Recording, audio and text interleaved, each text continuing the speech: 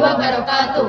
Perkenalkan, kami dari kelompok 2. Nama saya Dafa Bima Kelana Muhadi, absen 8. Nama saya Dinda Rahmajuwita, absen 9. Nama saya Chelsea Putri Olinda, absen 7. Nama saya Balgis Azhara, absen 6. Nama saya Senara Cendra, absen 10. Yang pertama, motherboard. Motherboard merupakan sebuah print circuit board yang bertindak sebagai tulang belakang pada komputer dan juga berperan sebagai penopang banyak komponen lain. Fungsi motherboard adalah menjadi tulang belakang dan penopang komponen lain pada sebuah komputer. Jenis-jenis motherboard ada motherboard AT atau Advanced Technology. AT merupakan sebuah motherboard yang pertama kali diperkenalkan oleh perusahaan IDM pada tahun 1980-an dan dipergunakan secara umum tidak lama setelahnya. Karena merupakan jenis yang paling pertama, motherboard ini mempunyai bentuk fisik yang cukup besar sehingga dipastikan tidak muat untuk desktop mini. Yang kedua, motherboard ATX, Advanced atau Advanced Technology Extends. Setelah IBM, Intel juga turut mengembangkan jenis motherboard baru yang diperkenalkan pada 1990-an dan peran penggantinya motherboard sebelumnya yaitu IT. Bentuk fungsi jenis ini sudah agak lumayan kecil, jarak letak tiap-tiap komponen juga mengalami peningkatan sehingga mudah dan pemasangannya. 3. Motherboard Micro ATX. Micro ATX merupakan jenis motherboard yang pertama yang perannya sama dengan ATX, bahkan untuk segala fiturnya. Hanya perbedaan terletak pada bentuk fisik motherboard ini lebih kecil. Hal itu dimaksud untuk mengurangi jumlah slot I atau O yang didukung pada motherboard. Yang keempat, motherboard LPX, Low Profile Extended. Motherboard yang satu ini diciptakan pada tahun 1990-an dan digunakan pada casing slimline atau low profile yang mana dibuat sedemikian rupa untuk mengurangi penggunaan space ruang dan biaya. 5. Motherboard BTX atau Balance Technology Extended. Motherboard BTX merupakan jenis motherboard anyar yang diciptakan untuk mengurangi penggunaan daya dan panas berlebih pada sebuah komputer. Desain yang digunakan BTX sama sekali tidak mengikuti motherboard sebelumnya, di mana sebelumnya memang notabene selalu mengikuti desain ATX. Maka artinya BTX merupakan motherboard dengan teknologi terbosan yang mungkin efektif digunakan saat ini. 6. Motherboard Mini ATX atau Informasi Teknologi Extended. Mini ATX merupakan motherboard yang diciptakan oleh VIA Technologies pada tahun 2001 silam dan direncanakan dengan ramah daya serta ukuran yang cukup kecil yakni 17 x 17 cm karena hanya menggunakan konsumsi daya yang kecil. Yang kedua adalah prosesor. Prosesor generasi pertama yaitu prosesor 8086 dan 8086. Prosesor 8086 ditemukan pada tahun 1978. Merupakan CPU 16 bit pertama Intel yang menggunakan bus sistem 16 bit, di mana komputer mikro 8 bit ini merupakan standar. Pada 1979, Intel merancang ulang CPU sehingga sesuai dengan perangkat keras 8 bit yang ada. PC pertama 1981 mempunyai CPU 8000 dan 86 ini merupakan CPU 16 bit tetapi hanya secara internal. Lebar bus data eksternal hanya 8 bit yang memberi kompatibelan dengan perangkat keras yang ada. Sesungguhnya 8086 merupakan CPU 16/8 bit. Secara logika prosesor ini dapat diberi nama 886SX dan merupakan CPU pertama yang benar-benar 16 bit di keluarga ini. Untuk yang generasi kedua yaitu prosesor 8286. Nah, ini berbeda dengan yang pertama. Yang pertama prosesor 8088, yang kedua prosesor 8286. Prosesor ini merupakan 16 bit. Prosesor ini mempunyai kemajuan yang relatif besar dibanding chip-chip generasi yang pertama. Frekuensi clock ditingkatkan, tetapi perbaikan utama ialah optimasi penanganan perintah. Dari 286 ini menghasilkan kerja lebih banyak tiap tick clock daripada 8086 atau generasi yang sebelumnya. Berunjuk kerja 4 kali lebih baik dari 8086 pada 4,7,7 MHz. Belakangan diperkenalkan dengan kecepatan clock 8,10 dan 12 MHz yang digunakan pada IBM PC AT. Pembaharuan yang lain ialah kemampuan untuk bekerja pada protected mode atau mode perlindungan, mode kerja baru dengan 24 bit virtual address mode pengalamatan virtual 24 bit yang menegaskan arah perpindahan dari DOS ke Windows dan multitasking. Tetapi Anda tidak dapat berganti dari protected kembali ke real mode real tanpa mode boot PC, dan sistem operasi yang menggunakan hal ini hanyalah OS 42 saat itu. Kemudian generasi yang ketiga atau yang terakhir, prosesor 8386DX. Prosesor ini diluncurkan pada tahun 17 Oktober 1997. 8386 ini merupakan CPU 32 bit pertama dari titik pandang PC DOS tradisional. Bukan sebuah revolusi. 286 yang bagus bekerja secepat 386SX. Pertama, walaupun menerapkan mode 32 bit, prosesor ini dapat mengalamati memori hingga 4 GB dan mempunyai cara pengalamatan yang lebih baik daripada 286. 386 bekerja pada kecepatan clock 16,20 dan 33 MHz. Belakangan, Series dan AMD membuat clones atau tiru-tiruan mereka yang bekerja 40 MHz. 386 ini mengenalkan mode kerja baru di samping mode real dan protected pada 296. Mode baru itu disebut virtual 8086 yang terbuka untuk multitasking karena CPU dapat membuat beberapa 8086 virtual di tiap lokasi memorinya sendiri-sendiri. 8386 merupakan CPU pertama yang berunjuk kerja baik dengan Windows dari versi awal. Yang ketiga adalah RAM. Pada kali ini saya akan menjelaskan tentang perkembangan RAM. Untuk yang pertama adalah DRAM atau Dynamic Random Access Memory yang diciptakan oleh perusahaan IBM pada tahun 1970, memiliki kecepatan antara 4,77 MHz sampai dengan 40 MHz. Yang kedua adalah FPM DRAM atau Fast Pitch Mode DRAM. Diciptakan pada tahun 1987 atau dikenal dengan nama FPM.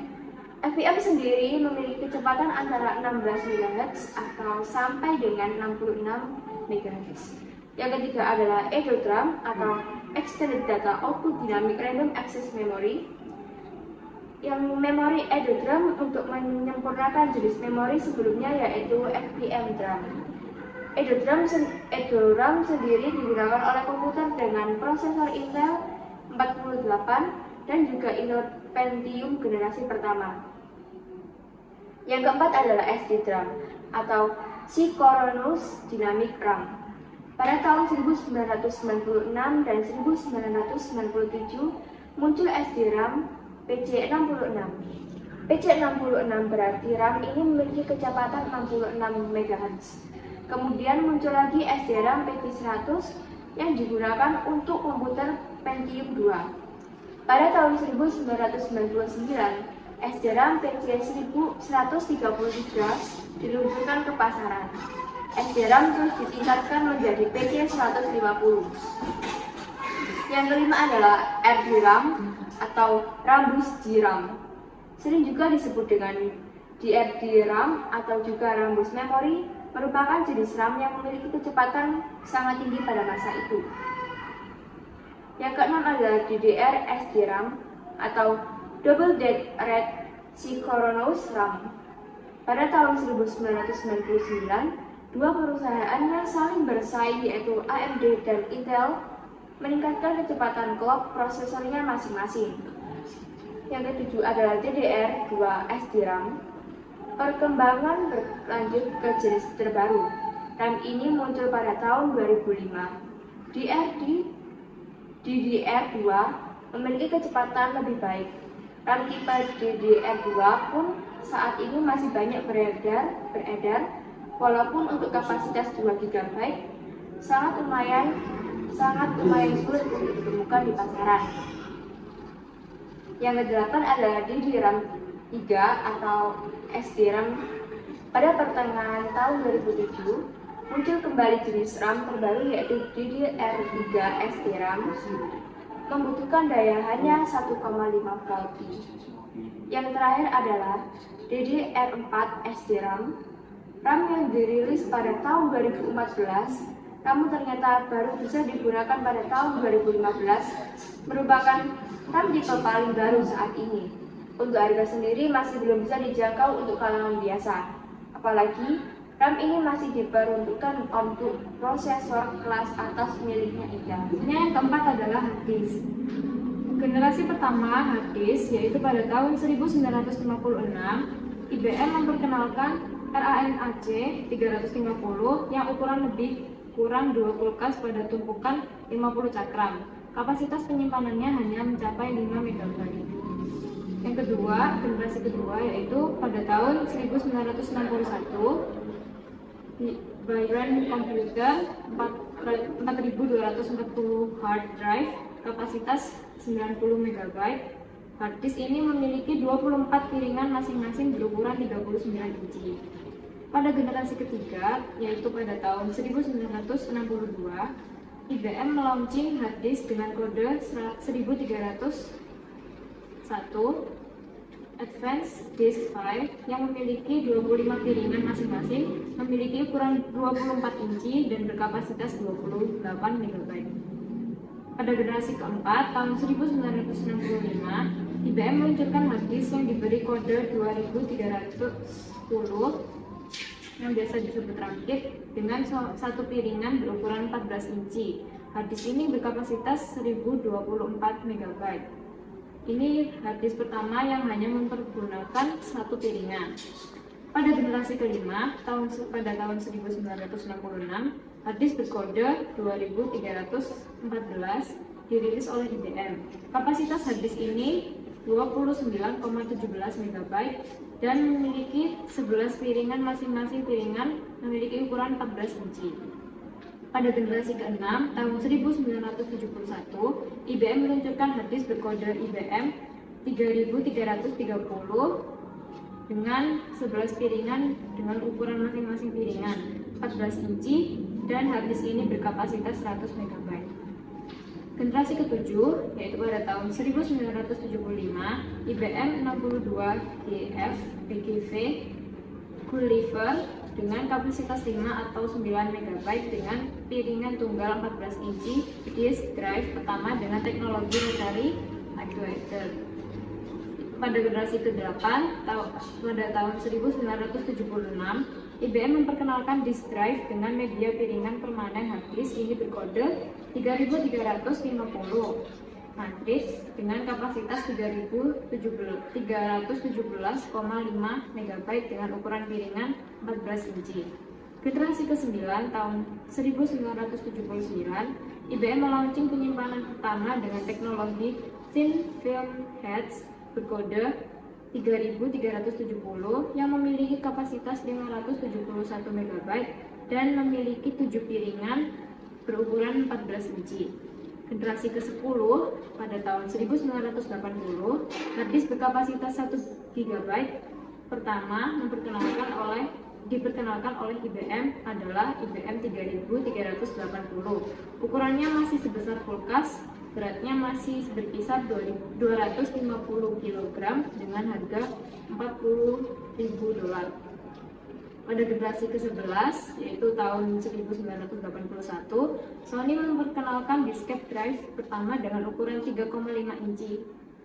Ini adalah disk drive pertama berukuran 3,5 inci disk drive dengan kode OA-D3OV dengan kapasitas 0,4375 MB yang terdiri dari piringan tunggal berukuran 3,5 inci. Dan yang terakhir adalah generasi ke-12, yaitu pada tahun 2015 memecahkan rekor sebagai pembuat hard disk berkapasitas besar, yakni 16. Jadi kali ini saya akan membahas tentang power supply. Dan untuk generasinya dimulai dari power supply ini berawal dari nama ATX yang diperkenalkan pada akhir tahun 1995, dilanjutkan dengan ATX 12V 1.0, yaitu selama proses desain platform Pentium pada tahun 1999 sampai 2000 dan selanjutnya dilanjutkan dengan ATX 12V 1.1 yang di sini itu perubahan kecil terjadi pada versi ini yang diluncurkan pada bulan Agustus tahun 2000 dan dilanjutkan pada ATX 12V 1.2 yaitu diperkenalkan pada bulan Januari 2002 yang versi ini mengalami perubahan yaitu tidak adanya lagi tegangan min 5 volt dan dilanjutkan dengan ATX 12V 1.3 yaitu versi ini diperkenalkan pada bulan April 2003 yaitu 1 bulan setelah munculnya versi 2.0. Dilanjutkan dengan ATX 12V 2.0 ini diperkenalkan pada bulan Februari 2003 yang mana terdapat perbedaan yang mencolok pada distribusi daya dibanding dengan versi ATX 12V 1.0 dan dilanjutkan dengan ATX 12V versi 2.01 yaitu terdapat sedikit perubahan mulai bulan Juni 2004 yaitu dari referensi RN untuk tegangan min 5 volt yaitu dihilangkan dan dilanjutkan dengan ATX 12V versi 2.1 yaitu terjadi perubahan kecil yaitu mulai bulan Maret 2005 yaitu peningkatan daya pada semua tegangan yaitu dilanjutkan dengan ATX 12V versi 2.2 yaitu perubahan kecil lainnya pada versi ini yaitu penambahan konektor 8 pin cathode grafis PCIe yang dapat menyalurkan daya sebesar 150 watts dan yang terakhir kini dinamakan dengan ATX 12V versi 2.3 yaitu revisi ini terbaru yaitu efektif dan dimulai pada bulan Maret 2007 dan perubahannya itu yaitu direkomendasikan efisiensi dinaikkan menjadi 80% dengan minimal efisiensi sebesar 70% lalu kebutuhan minimal beban pada tegangan 12 volt diturunkan. Sekian dari kelompok kami. Wassalamualaikum warahmatullahi wabarakatuh.